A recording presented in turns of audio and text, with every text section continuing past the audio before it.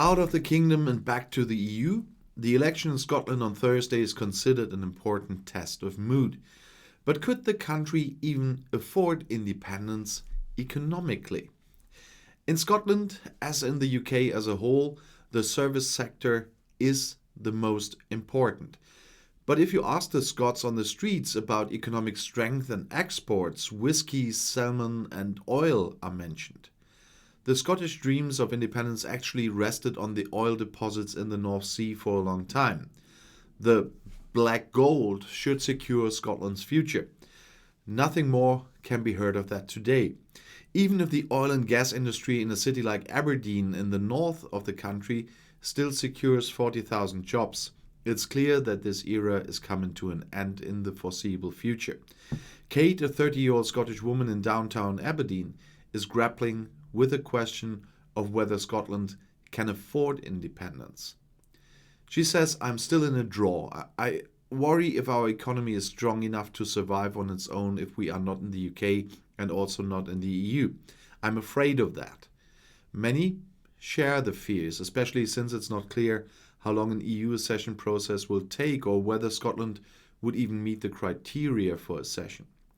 Scotland spent more per capita than it received before the corona pandemic, but the crisis has exploded the budget deficit. According to media reports, it will amount to 22 to 25% of the gross domestic product for the past fiscal year 2020-2021.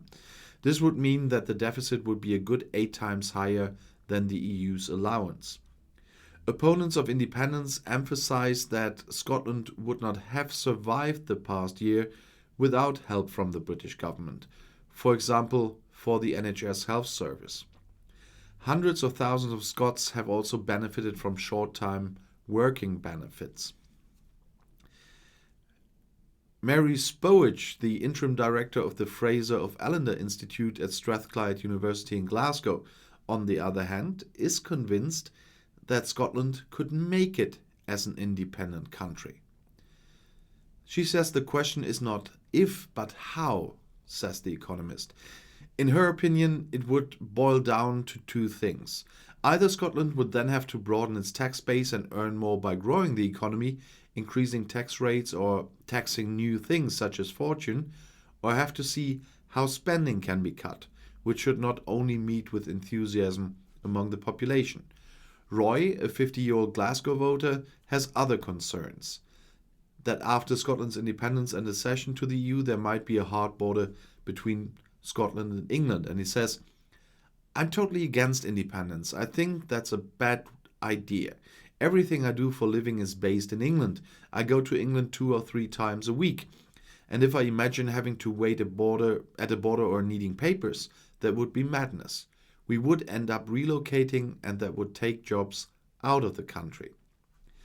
A border would also be a problem for trade. Around 60% of Scottish exports go to other parts of the kingdom, most of them to England. For the Scottish economy, England is much more important as a trading partner than the EU at the moment.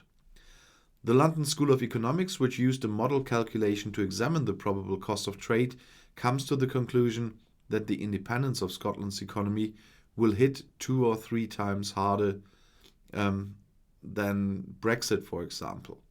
Even if accession to the EU were possible, according to the calculation, the per capita income in Scotland would fall significantly by around 6 to 7.5%. Becoming independent and self-reliant could come at a very high price for the Scots. But there are 2 major things in these discussions. First of all, I don't see problems for Scotland to access to the EU. That is the accession of Scotland to the EU, there is not a big problem. And some, short to the election, try to put up the old Catalan issue again and say Spain will veto Scotland in the EU. That is definitely fake news. Spain made absolutely clear that they will not veto Scotland becoming an EU member. And on the other hand, Scotland is very closely aligned to the EU, so that means Brexit is not that long ago. The legislation is still very similar. They have to do some homework if they leave, and it definitely will cost, but it's not very difficult for them to meet the 35 protocols. I'm very sure about that. I'm not a lawyer. I studied law for several years, but I'm not a lawyer, and especially not for Scottish law. But for them, it will be much easier to go through the protocols than it is for any other candidate country. And so it will be much faster as well. And the border thing is, as soon as they are a member of the EU, they are part of the TCA with the UK and trade on the same basis as the other EU countries do. And then there's the part with the costs, and usually brought up by unionists. And there I can only repeat what the Brexiteers told us in the EU the whole time. There are costs, but our sovereignty is much more important than wealth and the economy. And so the fun part of the whole situation is, I'm not saying it's a funny situation, it's a very serious one, but there's still a fun part of this situation, that every argument the Brexiteers brought up in the referendum campaign, after the referendum, and on their way to Brexit, all these arguments they have to listen to now from Scottish pro-independence parties and people. You can't choose where your arguments work. If they work on the one topic, they work on the other as well. So we would here say,